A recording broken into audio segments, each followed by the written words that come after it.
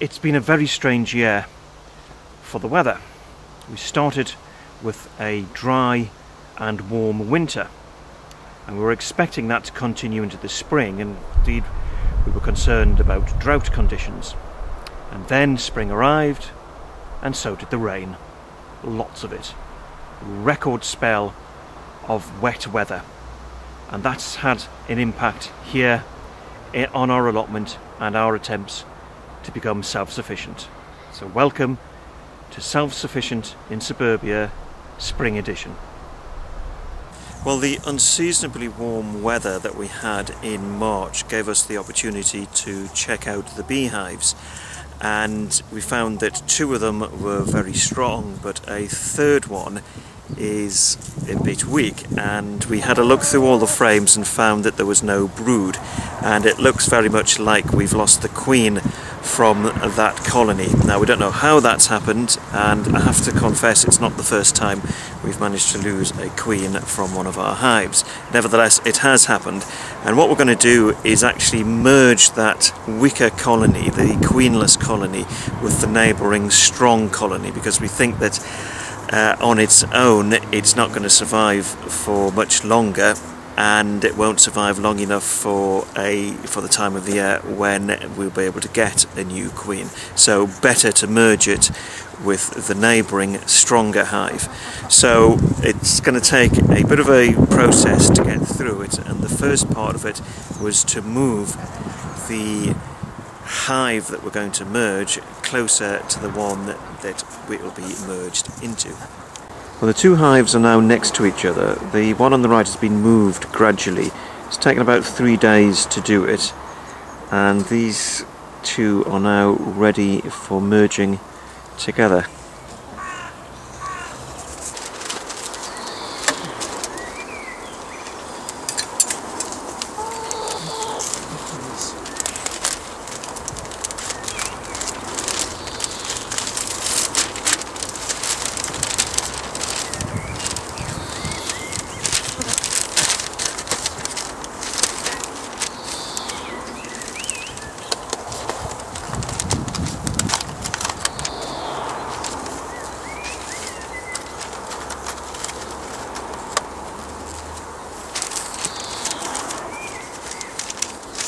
One single sheet of newspaper to cover the bottom stronger hive.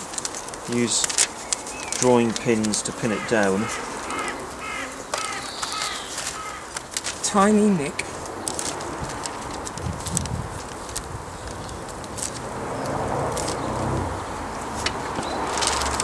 This is going to go on. You have to try and get it into position so that you know where the edges are. Right, ready? Yep. You get this side as well.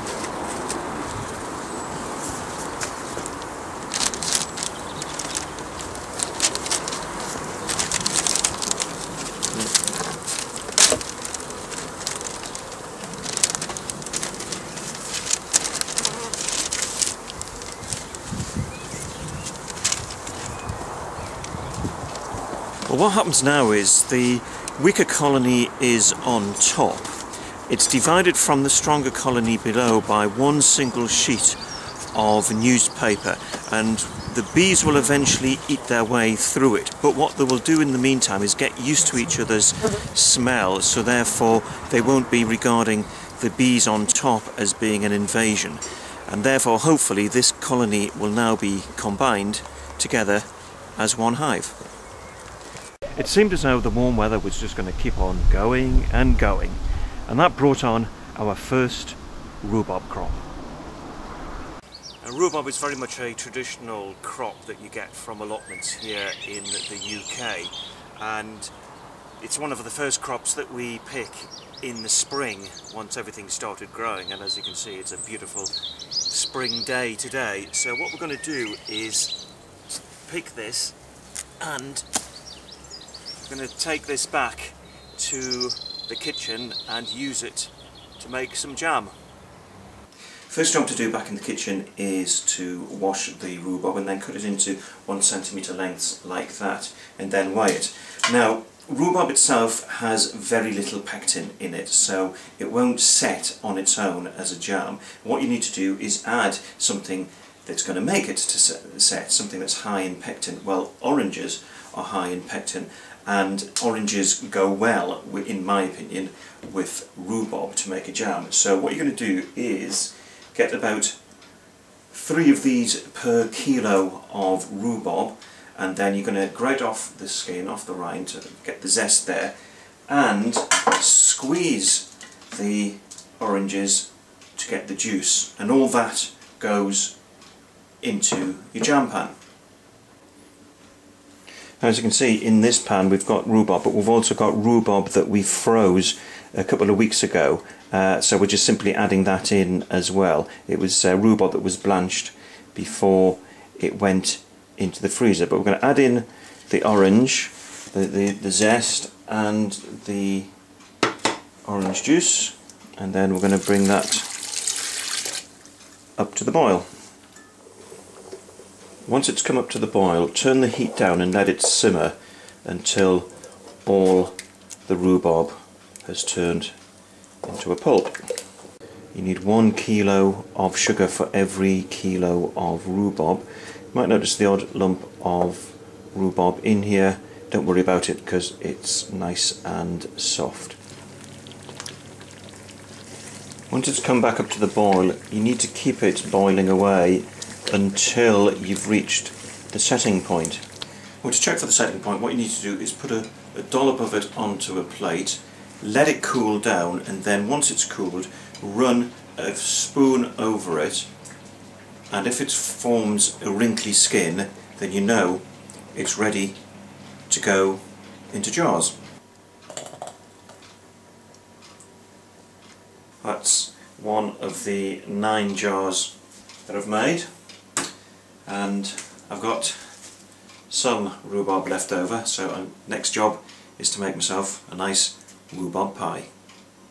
I've been keeping hens for a few months now, still on the learning curve, and at the end of the winter and the start of the spring we spotted a problem with 1 or 2 of them who'd started to lay shell-less eggs.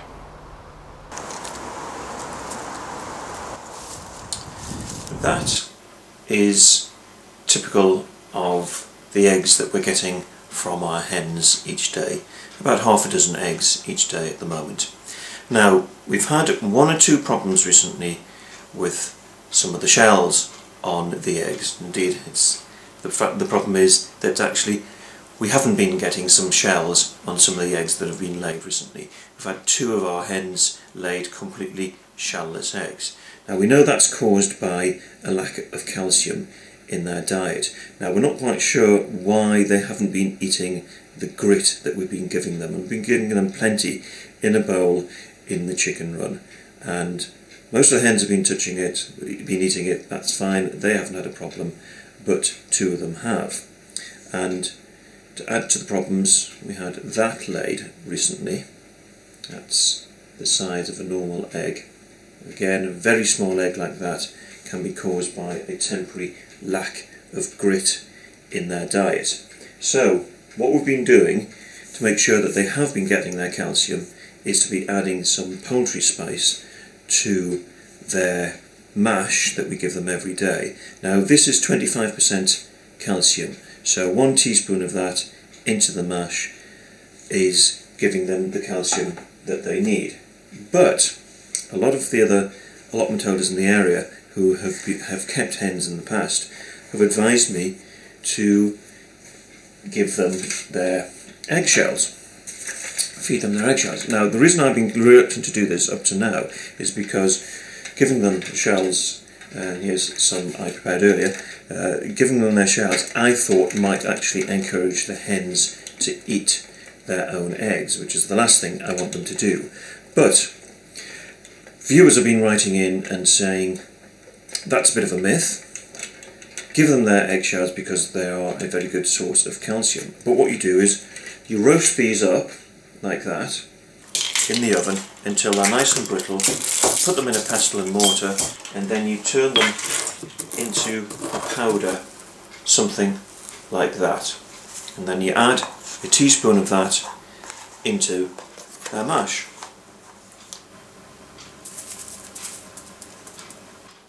It's only a small minority of the eggs that have been produced recently that have been a bit of a problem for us. Now remember that little weenie egg I showed you a moment ago?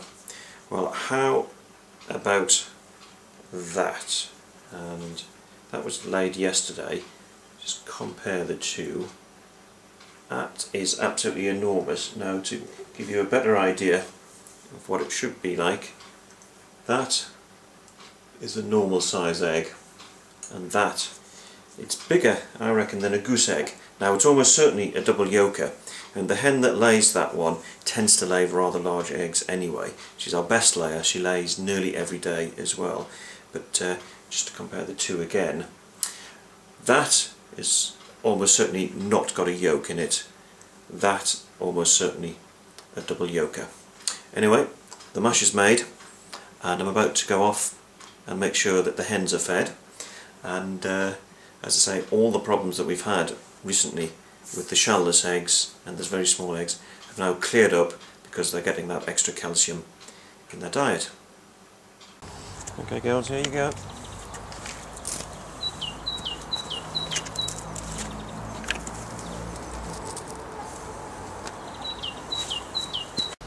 Nettles are at their best in spring, and it's a good time to pick them and save them for use later in the year. Nettles are regarded as something of a weed here in the UK. It's a weed that comes with the disadvantage, the added disadvantage, that it can sting you. But actually we use these as a source of vitamins and iron. It's quite a nutritious plant, and hundreds of years ago it was actually used as a food source here in Britain. Not so much nowadays, but we're having a go at bringing it back. But what we're going to do back in the kitchen is show you actually how to freeze these leaves for use later in the year, because we're in the spring now, but that is a good time to pick the leaves because they're at their most nutritious, and as they get older they get a lot woodier and less edible. When you've got your bag of nettles back in the house, I would suggest that you leave it standing for 2 or 3 days. Now the reason I suggest that is because the nettles themselves lose their sting, and as you can see that has been in the bag for a couple of days. It's still reasonably fresh, but the tiny hairs down the edge of the leaves die off very quickly after the nettle has been picked. So give it a couple of days and you should be able to handle these without too much problem. The drawback is that you lose a little bit of the vitamin content by doing it this way. Then, using a pair of scissors, just snip off the leaves. You want as little stalk as possible going in with the leaves, because the stalk is the least edible part, and the later you pick the nettles, the more woody the stalk will be. Put a pan of water on to boil, then put your leaves in a steamer and put that onto the pan. Well, the leaves have been steaming for about 4 or 5 minutes now, and as you can see they've already reduced down to about half what they were when they first went in. So we'll give it a few more minutes and we're looking for it to be down to about a quarter of what it originally was. Well, that's probably about as good as it's going to get, so this is now ready to go into the bag to go in the freezer.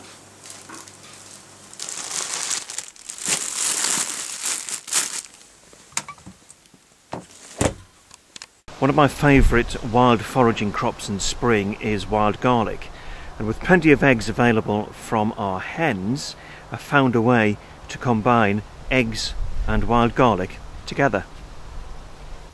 Well, one of my favourite spring foraging crops is wild garlic. Now, hundreds of years ago in Britain it would have been part of people's diet. Nowadays hardly anybody uses it, and it's a pity because it's actually a very pleasant leaf to eat. It can be used in salads, or as I did a few days ago, I made some wild garlic and nettle flans. It's got a very strong smell to it, but actually it's got a very mild taste, so it doesn't overpower recipes or cooking when you're using it.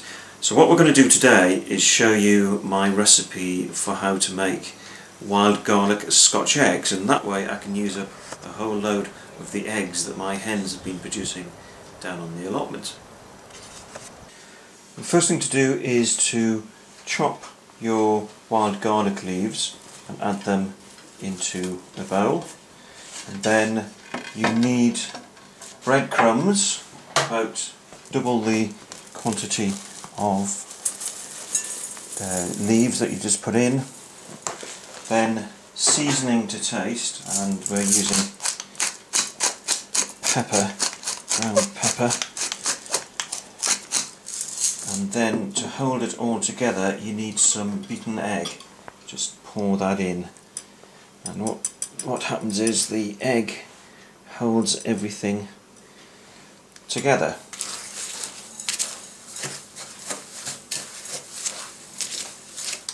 Now the coating is ready when it all holds together as a ball like that and it doesn't crumble away, and at that point you're ready to put it onto the eggs. Now you need to boil up some eggs. I wouldn't hard boil them too much. I'd get that halfway between soft boiled and hard boiled, because don't forget the eggs are going to go back into the oven to be cooked further.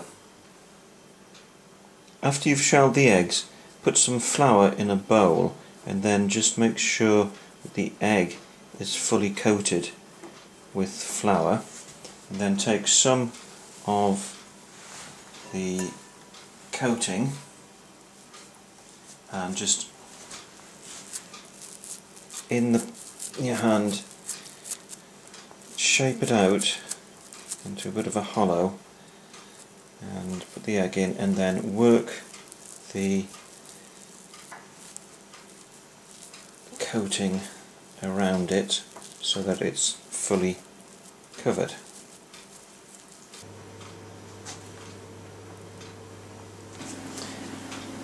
Now ready to go into the oven at 180 degrees centigrade for about 20 to 25 minutes. Well, they've had just short of 25 minutes in the oven, and what I'm going to do now is check to see if they've come out a nice golden brown.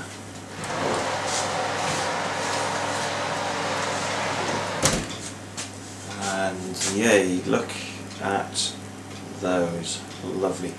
So these are great to have with picnics, and we've actually been having a nice little bit of sun over the past couple of weeks, so which means we've been catching up on some of our allotment jobs as well, but I think I might be having a little bit of a picnic sometime later today. Sleepy here is one of our hens. She's a blue haze, and in the spring we discovered that the pads of her feet had swollen up, and she was suffering from something called bumblefoot. So we had our first experience of treating a sick hen, which I'm just going to show you. It's not too bad on her, but basically it leaves the pads of the feet slightly swollen and a bit scabby and pussy. Now, as I say, she's not too bad, but what I'm going to do is just treat her for that, quite straightforward. Just give her feet quick wash in warm, clean water, and that foot as well, but he's sleeping. And then we're going to apply a little bit of iodine to it. Excuse me a moment. Now, this iodine can be got from the chemist. It's not expensive, and just dab this on to her feet. Oh, okay. So just give it a wipe on the areas where it's swollen and a bit scabby. Iodine is effectively a disinfectant, which you can get it in the chemist because it's a disinfectant for people as well. Just do that with a foot.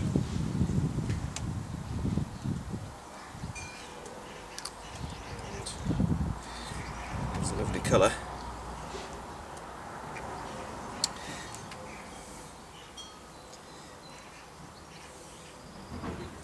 And then once that's on, we need to add on a little bit of this, which is magnesium sulfate paste, again from the chemist, and just rub it into the affected area.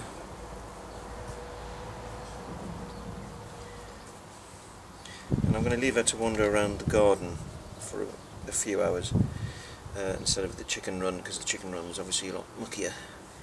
Just give this a chance to work. Okay, Ben. And that's it. Hopefully that's her done.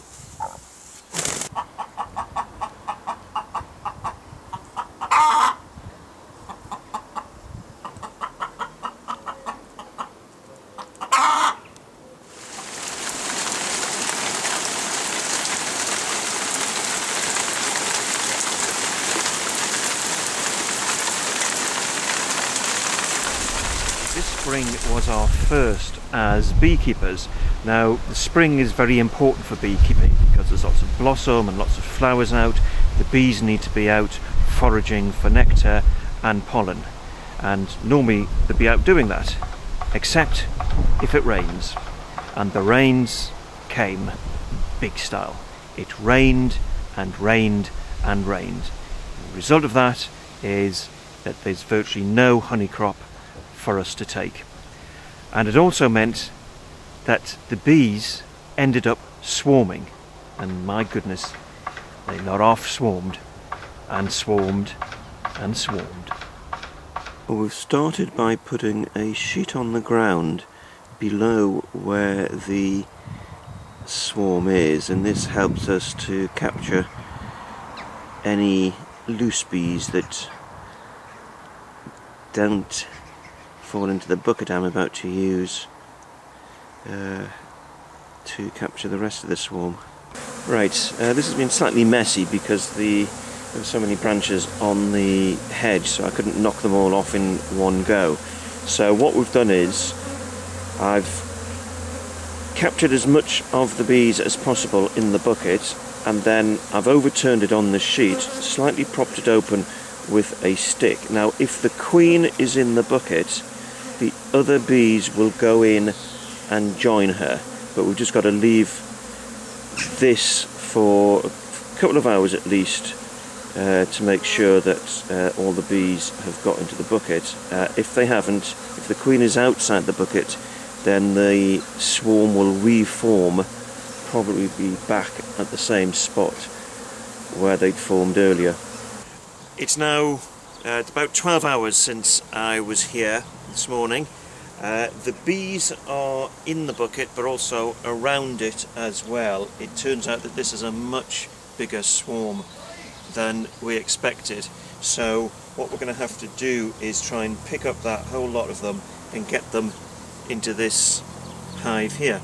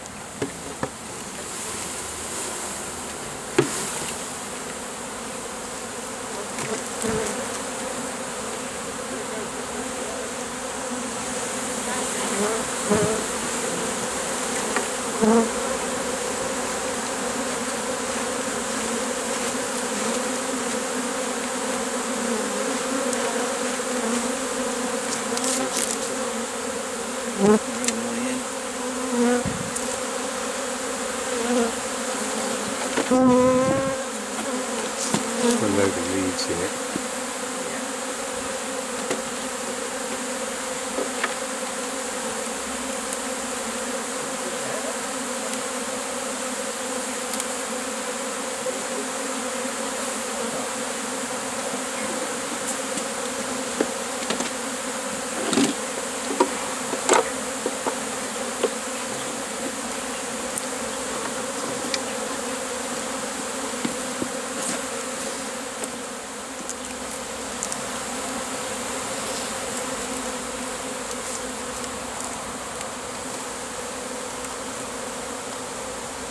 Why doesn't that one?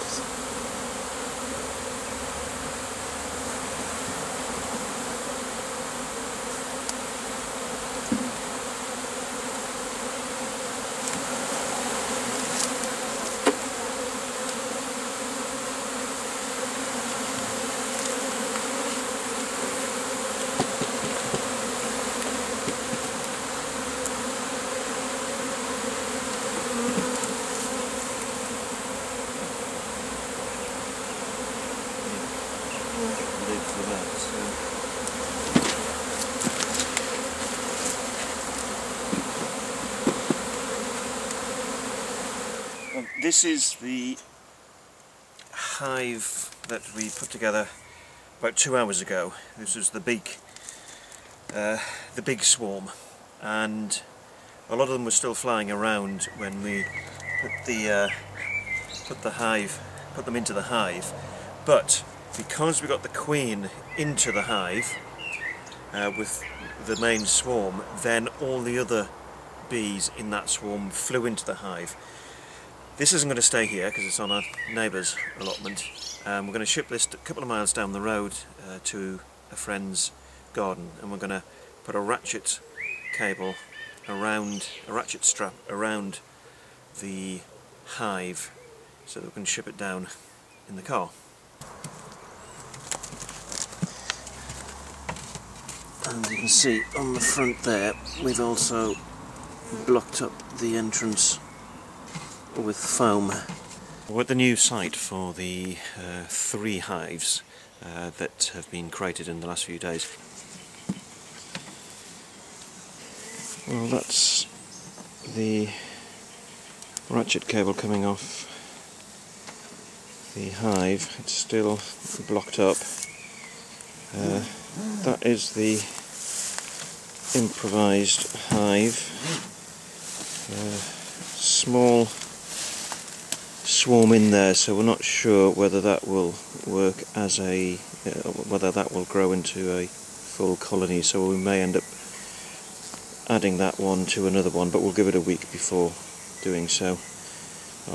And then this one here we brought down a few days ago, and it is well established and doing very well. It's now nearly 10 o'clock at night, so they're obviously all gone to bed, being very quiet.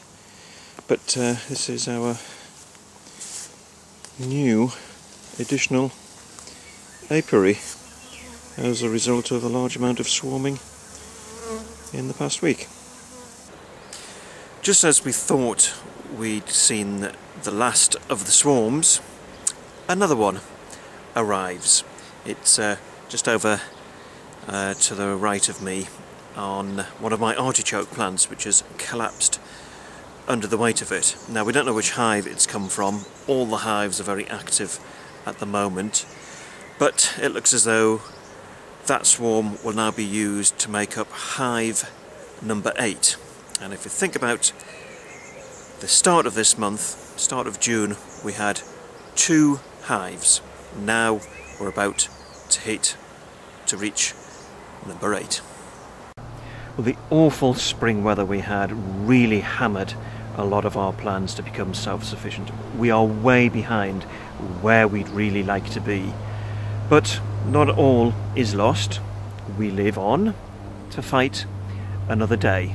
So join us for the next edition of Self-Sufficient in Suburbia, when we'll be looking at how we get on in July.